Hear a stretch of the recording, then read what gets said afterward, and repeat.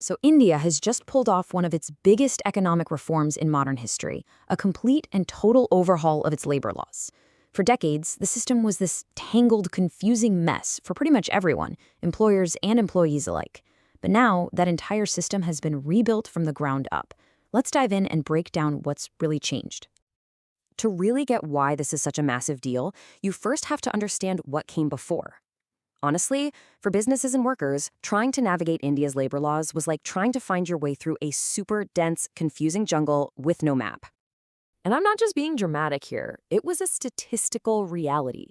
The old system was built on 14 different central acts, which together had a staggering 1,458 separate legal sections. I mean, can you even imagine trying to run a business while keeping track of almost 1,500 different rules? It's wild. Now, this wasn't just some minor inconvenience. It was a huge barrier to growth. The system created this massive burden of compliance, with hundreds of different requirements and multiple registrations. It made it incredibly difficult for small businesses to grow, and honestly, it pushed a lot of them to just operate outside the formal economy altogether. So, staring down this legislative jungle, the Indian government launched a really ambitious plan. The goal was pretty simple: take a machete to all that complexity and replace it with a clear, streamlined system. And the solution was to basically consolidate all those scattered laws into just 4 streamlined codes. You can think of each code as a pillar covering a key area of labor law: one for wages, one for industrial relations, one for social security, and one for workplace safety. Simple. And the why behind this whole massive project was pretty clear. The government said it loud and clear. The ultimate goal was to get India into the top 10 on the World Bank's ease of doing business list. The thinking is, if it's easier to follow the rules, you get more investment, bigger companies, and more formal, stable jobs. Okay, so let's get into the nitty-gritty. What does this new system actually mean for the businesses and employers who have to deal with these rules every single day? The scale of the change is just immense. You're going from 14 different acts and nearly 1,000 separate compliances down to just 4 codes. And instead of filing a whole bunch of different reports for different laws, businesses will now file just a single, unified return. That's a game changer. And let's look at the real-world impact. Instead of registering separately under a bunch of different laws, it's now a single, one-time electronic registration. Done.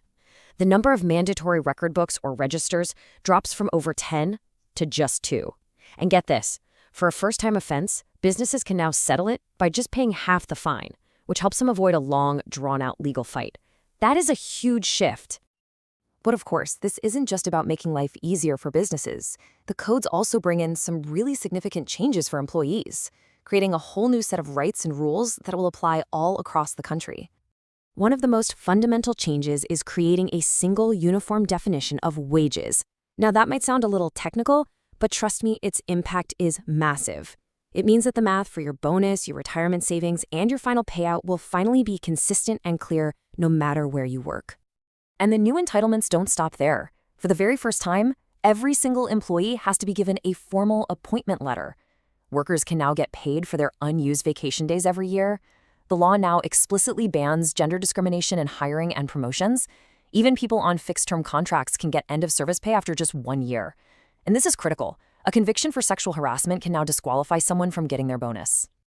Now, one of the biggest challenges for modern labor law, not just in India but everywhere, is how you deal with the rise of the gig economy. And for the first time, Indian law is actually trying to provide an answer. This has been the elephant in the room for years, right? What happens to the millions of delivery drivers, freelance coders, and all the other platform workers who basically power our new economy but fell right through the cracks of the old laws? The answer is pretty stark. The source material puts it bluntly.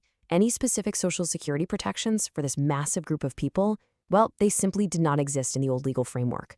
In the eyes of the law, they were basically invisible.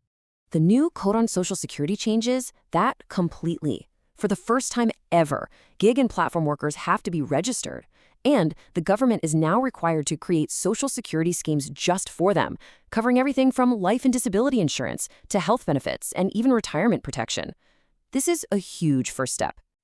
So when you put all these pieces together, the simplification for businesses, the new rights for workers, and this brand new safety net for the gig economy, it's pretty clear this is a monumental shift. I mean, just think about the sheer scale of this one more time. We've gone from nearly 1,500 legal sections spread across 14 different laws, down to just 480 sections in 4 codes. This isn't just tweaking the system. It's a complete teardown and rebuild of the entire relationship between work and law in India. And that really leaves us with the big question, doesn't it? On paper, this is a transformative reform. It's designed to boost the economy and protect workers. But the real test, the real challenge, is going to be in the implementation. Will this truly kickstart a new era? Or will the biggest hurdles pop up when these new rules meet the complex reality of India's workplaces? Well, only time will tell.